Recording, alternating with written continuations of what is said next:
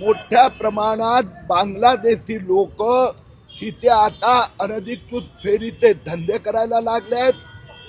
घाटकोपर पश्चिम मध्ये मी गेले काही दिवस पाहतोय, इथल्या दुकानदारांना मारहाण करणं, धमकी करणं, ड्रग्सचा धंदा चालू आहे।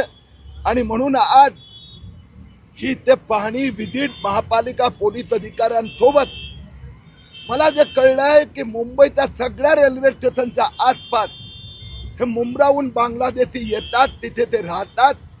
स्थानिकांवर दगडफेक, मारहाण, धमक्या देणं आणि पोलीस आणि महापालिकेचा अधिकारी यांना मी आज वॉर्निंग दिली आहे। हा सगळा परिसर साफ झाला पाहिजे, एक पण बांगलादेशी दिसता कामा नये।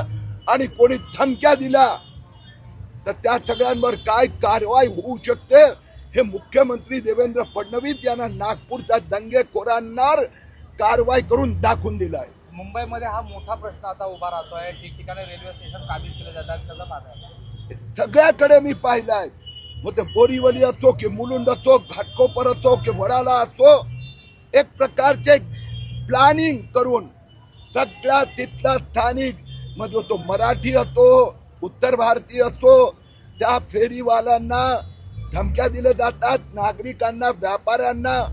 आणि आता तर फेरीवाले ड्रग्सचा पण धंदा करायला लागले आहेत। याच्या विरोधात आजपासून आम्ही मोहीम सुरू केली आहे। मी मुंबई महाराष्ट्राच्या लोकांना वचन देतो, 15 दिवसाचा आत जे मशिदीवर अनधिकृत भोंगे आहेत त्याच्या संबंधात नवीन कायदे कानून येणार आहेत आणि मग सगळ्या अनधिकृत मस्जिद आणि अनधिकृत भोंगे बंद होणार।